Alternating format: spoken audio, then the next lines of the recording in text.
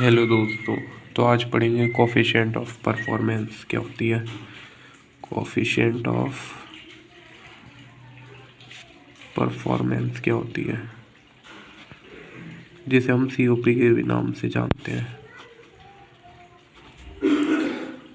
शब्द में ही आ रहा है परफॉर्मेंस। तो ये जो परफॉर्मेंस होती है ये बताती है इसकी कैसी परफॉर्मेंस है। जैसे कि कोई भी मशीन वगैरह होती है उसकी परफॉर्मेंस के ऊपर। तो जैसे सीओपी अगर से बात तो करें तो इसका होता है फॉर्मूला हीट एक्सट्रैक्ट अपॉन में वर्क डन। ये क्या है, ये बताता है रेफ्रिजरेशन की परफॉर्मेंस के ऊपर। जो भी हम रेफ्रिजरेशन यूज़ करते हैं उसकी परफॉर्मेंस के ऊपर।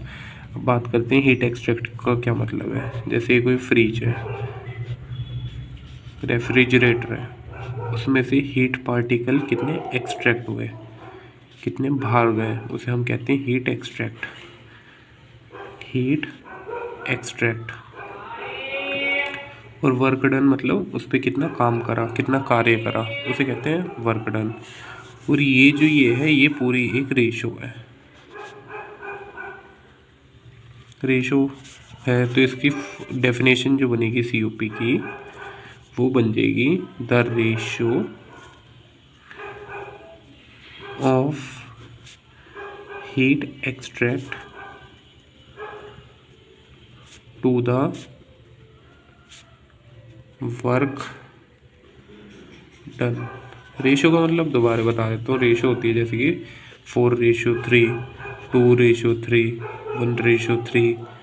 ये सब जो भी अपोन में आ जाए इन्हें हम रेशो कहते हैं। तो ये भी अपोन में आ रखा है तो इसलिए हमने इसे रेशो कहा। सिंपल है इसकी डेफिनेशन, कोई मुश्किल नहीं है अगर आपको फार्मूला याद है। जो कि होता है फार्मूला इसका हीट एक्सट्रैक्ट अपोन में वर्क डन। और ये एक रेशो है तो यहीं से बन जाएगी the ratio of heat extract to the work done is known as COP। अब इसकी यूनिट की बात करते हैं।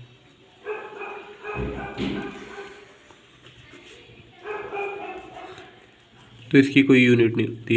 इट हैज़ नो यूनिट, क्योंकि रेशो की कभी भी यूनिट नहीं होती। जैसे इसकी है 4:3 तो आप इसकी कोई यूनिट बता सकते हो? नहीं, कोई यूनिट नहीं। तो इसकी 0 यूनिट होती है, क्योंकि जो भी अपोन में होती है उसकी कोई यूनिट नहीं होती। क्योंकि जैसे metre by metre cancel 0, centimetre by centimetre 0, इसलिए इसकी 0 यूनिट है। नो यूनिट या 0 यूनिट भी कह सकते हो। अब बात करते हैं इसकी एक और चीज़ आती है रिलेटिव सीओपी। कभी कभी 1 नंबर में या 2 नंबर में पूछ लेता है रिलेटिव सीओपी क्या होता है, फॉर्मूला या डेफिनेशन। सिंपल है, actual COP to the theoretical COP. मतलब कि एक्चुअल सीओपी का क्या मतलब है, पहले हम इस पे डिस्कस करते हैं। एक्चुअल सीओपी का मतलब होता है जो आपका हीट एक्सट्रैक्ट है। अभी हमने बात करी थी हीट एक्सट्रैक्ट, जिसे हम N से डिनोट करते हैं, और वर्क डन जिसे हम W से डिनोट करते हैं। अगर वो मेजरेबल है टेस्टिंग के दौरान तो हम उसे एक्चुअल सीओपी कहते हैं। अब ये तो समझ आ गया कि हीट एक्सट्रैक्ट और वर्क डन अगर मेजरेबल है टेस्टिंग के दौरान तो हम उसे एक्चुअल सीओपी कहते हैं। पर अगर हम इसे डेफिनेशन में लिखना चाहें तो कैसे लिखेंगे? सिंपल है, इतना समझ आ गया होगा कि आपको हीट एक्सट्रैक्ट N से डिनोट किया जाता है, वर्क डन W से। और अगर हम इसका टेस्टिंग के दौरान मेजर कर सकते हैं तो उसे एक्चुअल सीओपी कहते हैं। अब इसे लिखना कैसे है, तो इसे लिखेंगे if N and W are actually measurable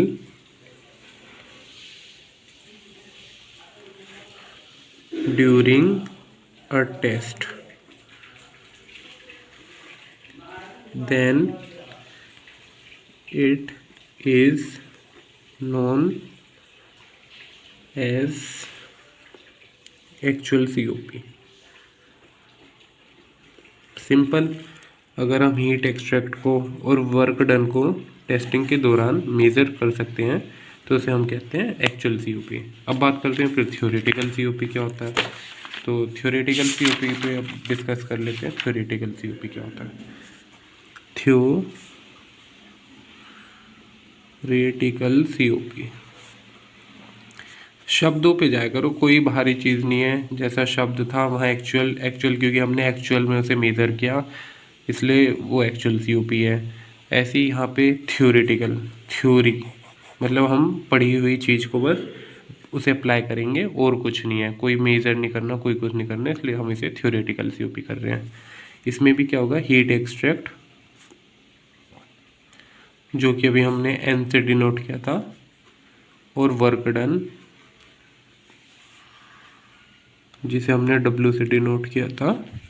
अगर हम इन पे अप्लाई करें लॉ ऑफ थर्मोडायनेमिक, अगर हम इन पे अप्लाई करें लॉ ऑफ थर्मोडायनेमिक तो वो आपका थ्योरेटिकल COP हो जाता है।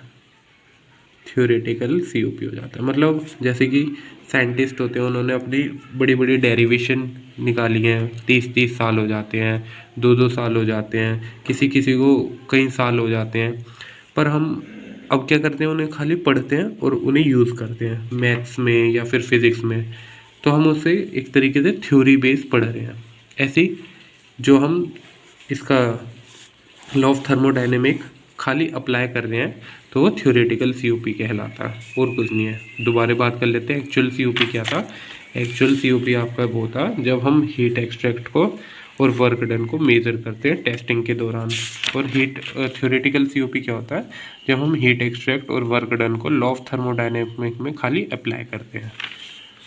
तो ये तो हो जाती है बात इस पर। अब अगर लॉ ऑफ थर्मोडायनेमिक आपको नहीं पता क्या होता है या कौन कौन से होते हैं तो मैं उस पर अलग से एक वीडियो बना दूंगा, मुझे कमेंट में बता देना, ठीक है। 4 लॉ होते हैं वैसे इसमें, 4 लॉ कौन कौन से, zeroth law, first law, second law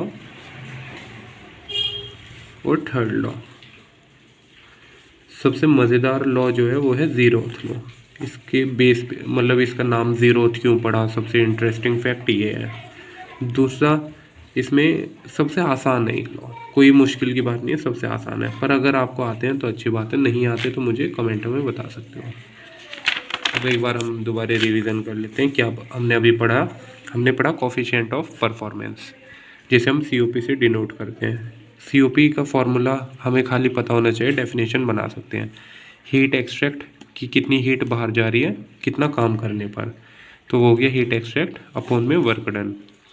heat extract बताया क्या होता है, जैसे कोई रेफ्रिजरेटर है जैसे कि फ्रिज, उसमें से हीट के पार्टिकल जो हैं वो कितना बाहर जा रहे हैं, वो हो गया हीट एक्सट्रैक्ट। अब अगर इसके डेफिनेशन की बात करें, खाली फॉर्मूले को देख के बना सकते हैं क्योंकि एक रेशो है, the ratio of heat extract to the work done is known as COP। और अभी मैंने बताया जितनी भी रेशो होती है, रेशो जैसे 4:3, 1:3, 2:3, इनकी हमेशा 0 यूनिट होती है या फिर इनकी कोई यूनिट नहीं होती। क्यों नहीं होती, जैसे अगर आप लिखोगे मीटर बाय मीटर कैंसिल हो गई तो 0, सेंटीमीटर बाय सेंटीमीटर कैंसिल हो गई तो 0, इसलिए इसकी कोई यूनिट नहीं होती। अब फिर रिलेटिव COP और का फॉर्मूला होता है actual COP upon theoretical COP। अगर एग्ज़ाम में पूछे रिलेटिव COP क्या होता है, कुछ नहीं लिखना, the ratio of actual COP to the theoretical COP is known as relative COP।